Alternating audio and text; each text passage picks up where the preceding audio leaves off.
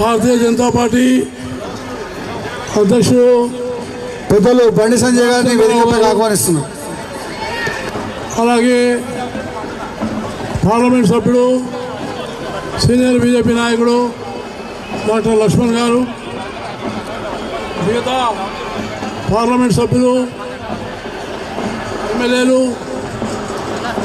మిగతా సోదర సోదరి మల్లారా, ఈ కార్యక్రమము నేడు మనం చేస్తున్నది తిరంగా యాత్ర. ఈ తిరంగా యాత్ర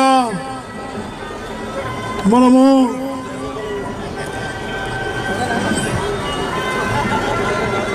తిరంగా యాత్ర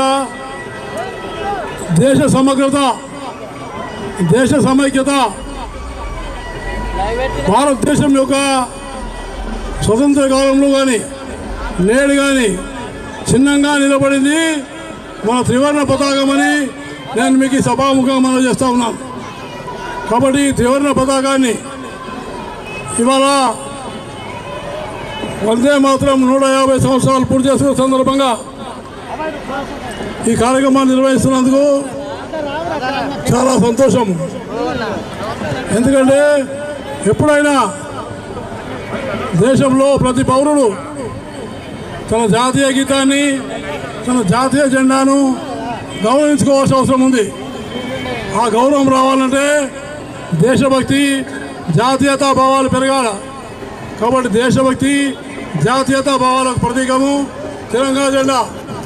అందువల్ల మనందరం కూడా తిరంగా జెండా చేతి ధరించి భారత ప్రధానమంత్రి నరేంద్ర మోడీ గారు పిలిపించి హర్ ఘర్ తిరంగా, హర్ ఘర్ తిరంగా, ఘర్ ఘర్ తిరంగా, హర్ ఘర్ తిరంగా అనేటువంటి ఆయన పిలుపు మేరకు లక్షలాది మంది చేత జెండా పట్టుకొని ఊరేగింపు చేసి ప్రజల్లో ఒక సమైక్య వాదిస్తున్నారు.